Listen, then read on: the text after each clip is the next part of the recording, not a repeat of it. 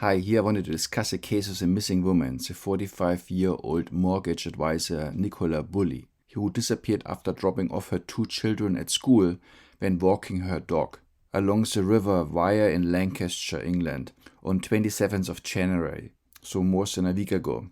There are eyewitnesses, or at least one, who saw her minutes before with her dog Willow off the lead, and her phone was found abandoned on a bench at the river. Apparently she also had connected to a Teams work conference call shortly before. This is an odd story as it has been pushed on mainstream media non-stop. It's nearly impossible to escape, and this always makes me wonder what this is supposed to distract us from. What should we instead be paying attention to? The story also makes little sense. First of all, in terms of what the mainstream media and the police are saying. Some headlines have been saying that she likely fell in the river and drowned. Others claimed that her disappearance was not considered suspicious or criminal. This really makes me wonder. First of all, an accidental drowning can quickly be ruled out. Sliding into the river, maybe hitting your head on a rock, leaves skid marks. The river is tiny and a dead body floats after a couple of days. This scenario is so immensely unlikely that it makes you wonder how the police can invest rescue divers and underwater drones for days now, searching the river for many miles. Another possibility is a crime. Let's start with a spontaneous crime. At this time of the day, there are frequent dog walkers in the area, and she had a dog, which might have caused problems during an attack, such as biting or barking, and there's no way to take her or her body without anyone ultimately noticing. Her joining a conference call at the right time seems a bit suspicious as well. It looks like a cheap alibi. All this makes it look like that it was carefully planned. So scenario 1. She could have planned her own escape, leaving her dog and phone as a distraction to mislead the authorities. This should be easily ruled out by looking into her family situation, if there was trouble with her husband, but leaving her 2 children seems very cruel. But to escape, she would have needed to plan this carefully, to avoid one of the many street cameras in England, along with preparing passports, money, etc. So this is nearly impossible to fake. Hence, this leaves largely scenario 2, where a husband killed her. A majority of women are in fact killed by their partners, and he could have planned this in great detail as he knew her routine, and the surroundings. But also here, it would be highly non-trivial to make her body disappear, which makes me wonder if she really ever was at the river. But again, this should be easily investigated, as an elaborate murder would require long detailed planning and a history of a dysfunctional relationship. As a partner should be number 1 suspect, I wanted to take a look at him, in particular his body language, to see if there are signs of deception, or whether any other insight can be gained. So let's get started. Have anything to say other than what the family said yesterday. My whole focus is our 2 girls. So first of all, we immediately see that he is completely calm. There's no signs of panic, distress, no red eyes from not sleeping or crying. He has nothing to say. He just refers to his previous statements from the day before. I think these were done by her parents, and you see real distress. Another thing is he has a very low blinking rate. That might indicate that he has a high cognitive load, that he is potentially very careful what he's saying, and that he stares at his interviewer to make sure his statements have the desired effect. Furthermore, he says his main attention is to the children. This is not how it's supposed to be. He is a man in the family. He has to look for his missing wife. This is his number 1 priority. This is not just any woman, it's the mother of his 2 children. So his job is to leave no stone unturned to find her. And this is the job of the grandparents or friends to look after the children. Just staying as strong as I can for them. I'm scared that if I put any focus... Oh God. He's closing his eyes, he's breathing out. The timing is slightly off, so he's playing frustration. Put any focus into anything else. He's doing a little head shake, a mouth shrug. Let's look at it again. It's going to take my... So he's not very confident in terms of what he's saying. He's closing the eyes. That means he doesn't want to be there at this moment. He doesn't want to speak to the reporter. He's not making an effort to reach out to the captator or his wife. No pleads for her to return, and so on. Focus off that so I've got to be very careful. Just hoping to goodness that anything His eyes are darting around. Yes, he does not know what to say at this moment. comes out from Shaking his head. He doesn't look very confident, or he doesn't believe himself. He doesn't trust his own words at this moment.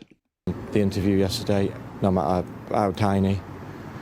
Just say a massive thank you to the community, friends, for everything that they're doing. It's absolutely incredible. I just can't believe that we're a week on, and as yet.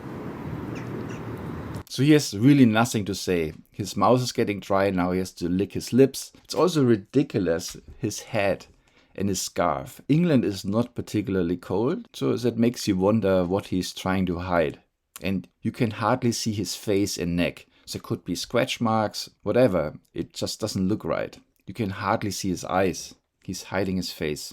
It seems like we're no further on. It just seems absolutely impossible.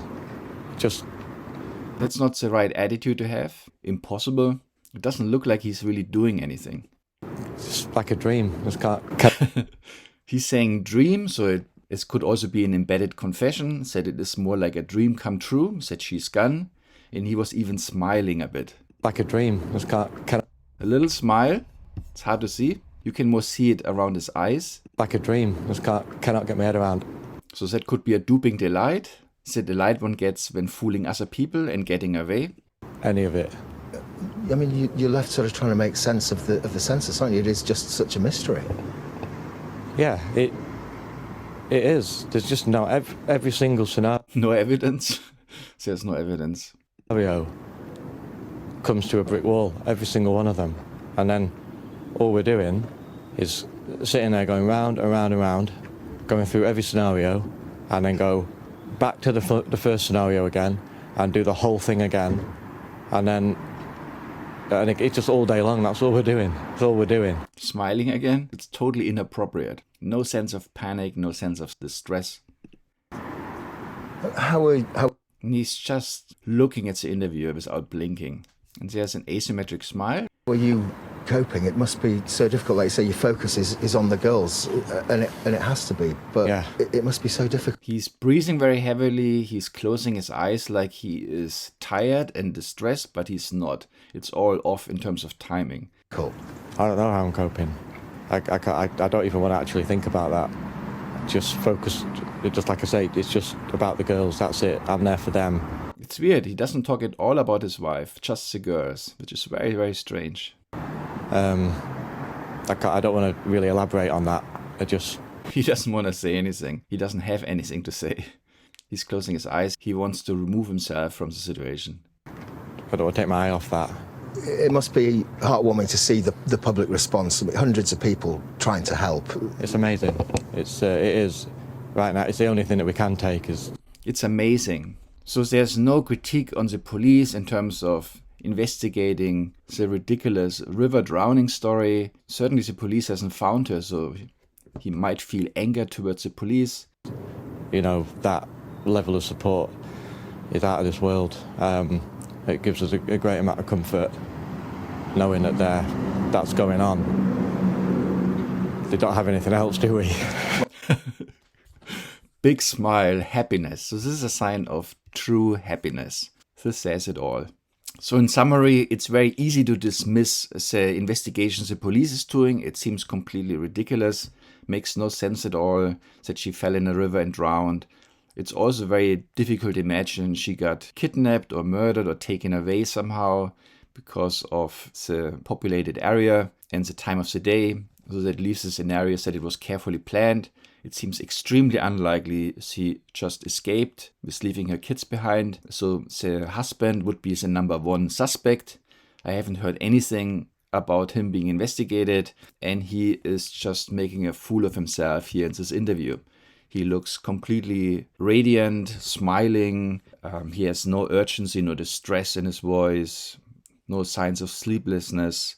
He makes no appeals. Yeah, and his big smile here, and it happened before in the interview as well. So that could be interpreted as a duping delight. So he should be the number one suspect. I'm not saying he did it. Maybe he's just a bit strange in his behavior, but this is what your investigation should be focused on. And that's even what the statistics telling us. So I didn't want to do this video, but as I said, this is all over mainstream media. It's really hard to escape and it's so obvious. So I felt like compelled to make this short video. Okay, thank you for listening and bye.